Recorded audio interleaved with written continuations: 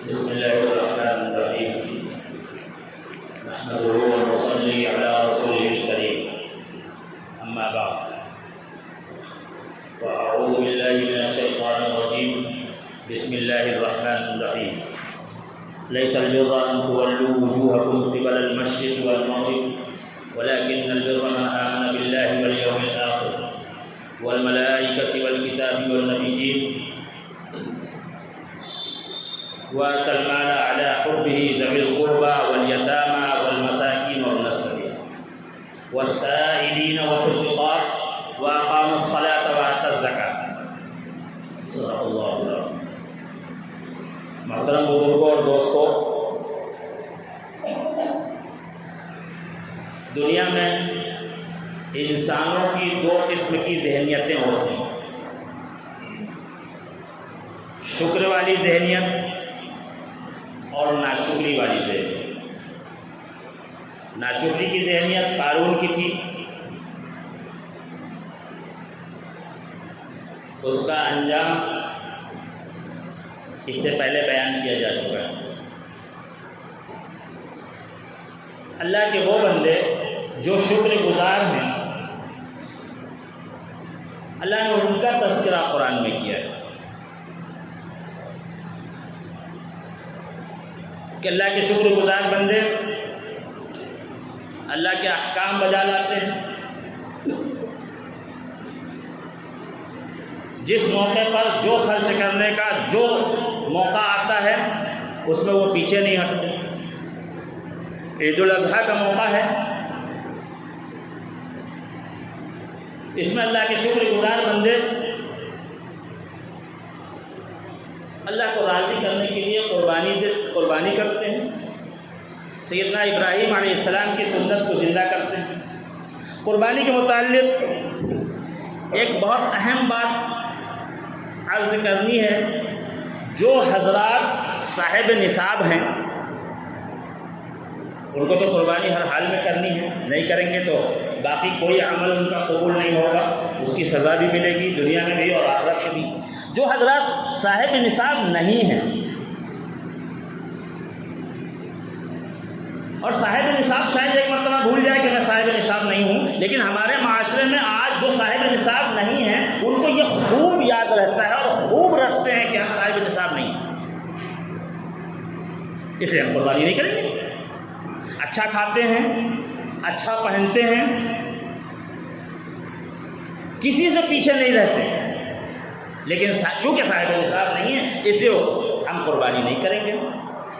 میرے دوستو، یہ عمل ان دنوں میں اللہ کے ہاں اتنا محبوب ہے کہ جو بھی کرے گا اللہ اس سے راضی بھی ہوتے ہیں اور اللہ اس کو انعام بھی دیتے ہیں.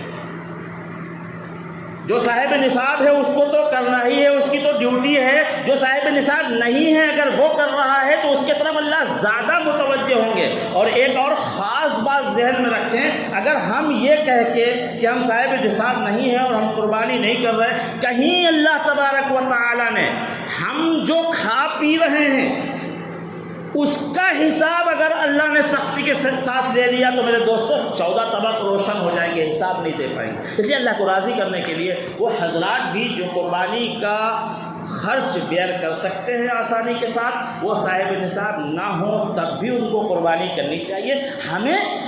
ہماری غیرت کیسی ہے کہ ہم قربانی نہ کریں اور قربانی کا گوشت کھائیں. تو اللہ کے جو نیک بندے ہیں، شکر گزار بندے ہیں، وہ قربانی کرتے ہیں اور یہ عمل صرف اللہ کو راضی کرنے کے لیے کرتے ہیں، نام و نمود کے لیے نہیں کرتے، عادتاً نہیں کرتے کہ میرے پڑوس میں کوئی بکرا لے کر کے آیا ہے تو مجھے بھی لانا ہے. اللہ تبارک و تعالی اپنے شکر گزار بندوں کو یہ کہتے ہیں کہ تم قربانی بھی کرو، لیکن صرف اتنے ہی پر نہ رک جانا. ہم نے تم کو مال دیا ہے تو تم اس مال کو وہاں خرچ کرو جہاں ہم چاہتے ہیں. اللہ کہاں چاہتے ہیں؟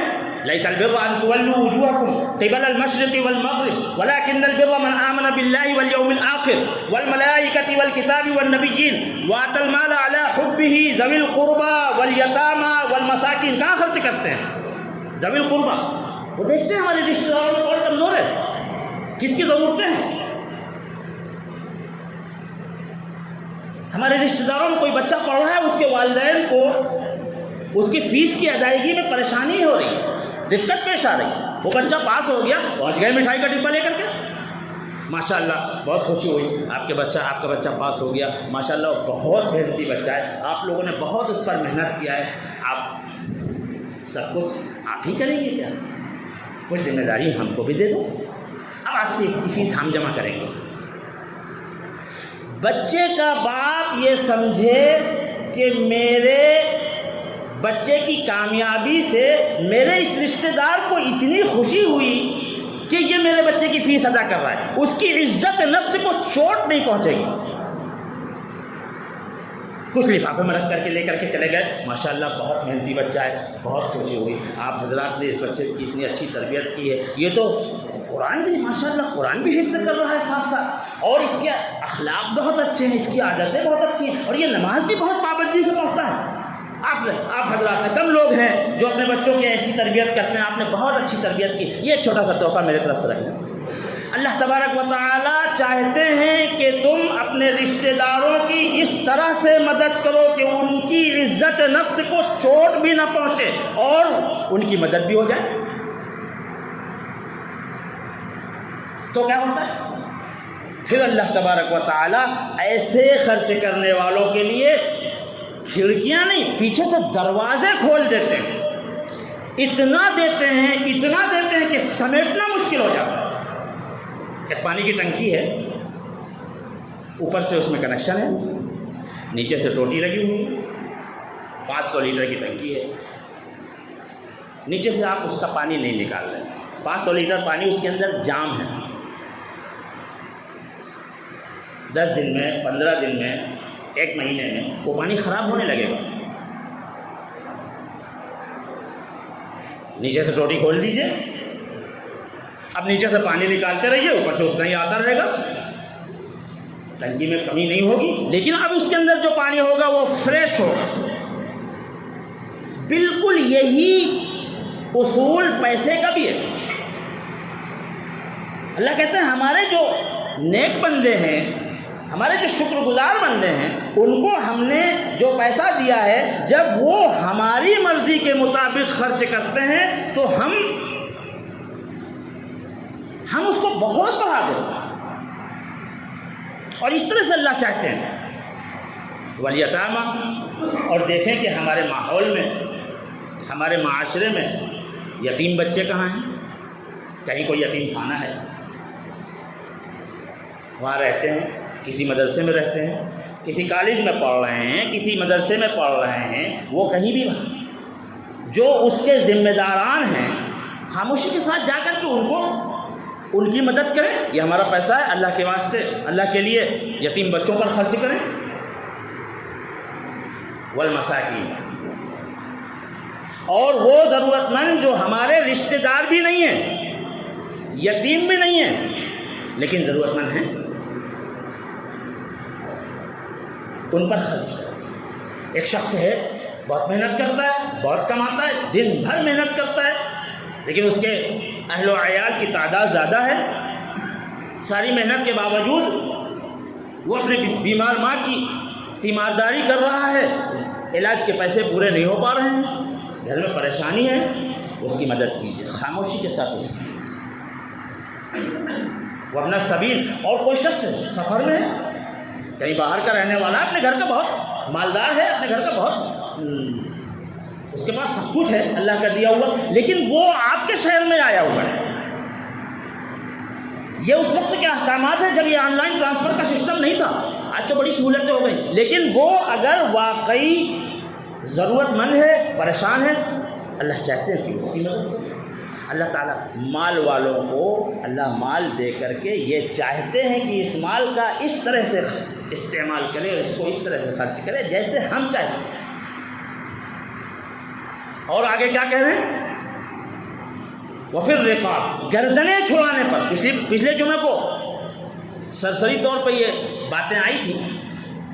یہ بہت اہم بات ہے کہ ہم جس زمانے میں رہ رہے ہیں آج ہم دیکھیں ہمارے ماحول میں، ہمارے معاشرے میں یہ جو گردنیں چھڑانے کی بات آئی، یہ اس وقت جب یہ قرآن کی آیتیں نازل ہوئی اس وقت دنیا میں انسانوں کو بیچا جاتا تھا اور خریدا جاتا تھا. یہ بری رسم پوری دنیا میں تھی. اسلام نے اس کو مٹایا ہے. سب سے پہلے اسلام کے اندر یہ احکام آئے کہ کفارہ ادا کرنا ہے، غلام آزاد کرو. اللہ کو راضی کرنے کے لیے غلام آزاد کرو. فلاں موقع ہے غلام آزاد کرو، فلاں موقع ہے غلام آزاد کرو، کہ زیادہ سے زیادہ غلاموں کو آزادی مل سکے. اسی میں وہ لوگ شامل ہیں جو بے قصور جیلوں میں بند ہیں. اسی میں وہ لوگ شامل ہیں جن کے اوپر بلا وجہ جھوٹے مقدمات لگا دیے گئے ہیں. اللہ چاہتے ہیں کہ جن کو ہم نے مال دیا ہے وہ اپنے مال کا ایک حصہ اس کے لیے مختص کریں، ان کو چھڑانے کے لیے خرچ کریں. ڈائریکٹ نہیں جا سکتے، ہم ڈائریکٹ نہیں جا سکتے. بہت سے حالات ہوتے ہیں ہمارے پاس پیسہ ہے، ہم خرچ کر سکتے ہیں، لیکن ہم ان لوگوں کا سامنا نہیں کر سکتے جو ظلم کر رہے ہیں، جو آفیسران ہیں، ہم ان کا سامنا نہیں کر سکتے. ہماری وہ تنظیمیں جو یہ کام کر رہی ہیں، ہم جانتے ہیں کہ یہ کام یہ کر رہی ہیں، جو مظلوموں کے ساتھ کھڑی ہیں اور ان کے مقدمات لڑ رہی ہیں، ان کو چھڑانے کی کوشش کر رہے ہیں، ان کی مدد کیجیے، ان کو دیجیے. تو اللہ تبارک و تعالی نے یہ تذکرہ کیا ان لوگوں کا، اپنے ان نیک بندوں کا، ان شکر گزار بندوں کا جن کو اللہ نے پیسہ دیا اور وہ اللہ کے حکم کے مطابق خرچ کرتے ہیں. تو پھر انہی نیک بندوں کا تذکرہ اس کے بعد اللہ کہہ رہے وَأَقَامَ الصَّلَاةَ وَآتَى الزَّكَاةَ، کہ وہ نماز قائم کرتے ہیں اور وہ زکوٰۃ دیتے ہیں. علماء نے کہا پہلے اللہ تبارک و تعالی نے یہ خرچوں کا تذکرہ الگ کیا، اور اس کے بعد اللہ تبارک و تعالی زکوٰۃ کا تذکرہ الگ کر رہے ہیں. کیونکہ اللہ تبارک و تعالی یہ چاہتے ہیں کہ بندہ سال میں ایک مرتبہ تو زکوٰۃ دے گا ہی 2.5%. اس کے علاوہ پورے سال کے یہ اخراجات ہیں، ان کو خرچ کرو، اور جتنا دو گے اللہ اتنا دیں گے.